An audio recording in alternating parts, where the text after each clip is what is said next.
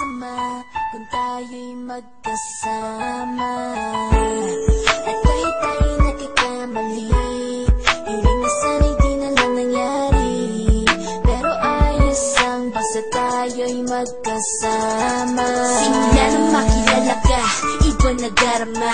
Puso ko ay sigurado na ikaw na nga ang paglalaanan ko ng buong mundo. Bibigay ang buhay ko para lamang sa iyo.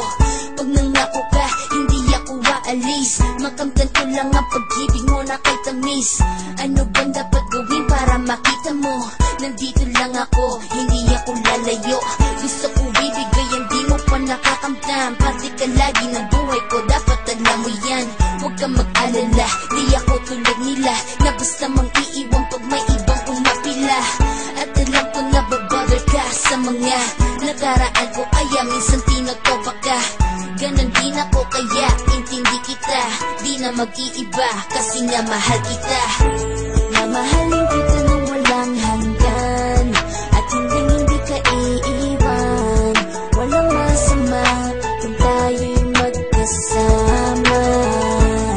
At kahit tayo'y nagkakamali, hiling na sana'y di na lang nangyari.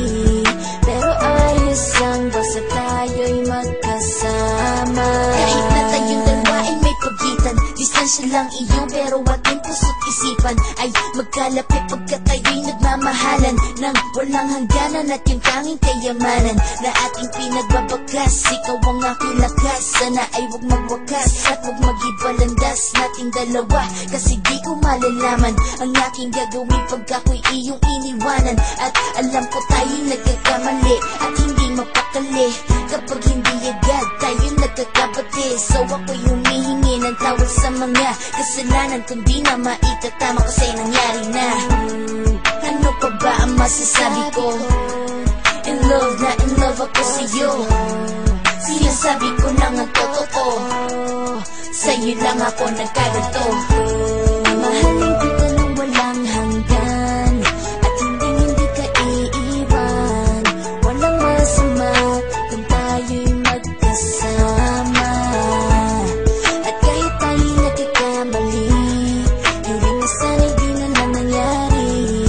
Pero ayos lang basta tayo'y magkasama.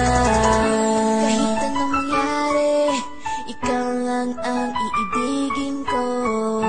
Hindi ko kayang lumayo sa'yo. Alam mo ba, mahal na mahal kita. Di na maghanap pa ng iba, basta ba magkasama tayong dalawa, ikaw at ako.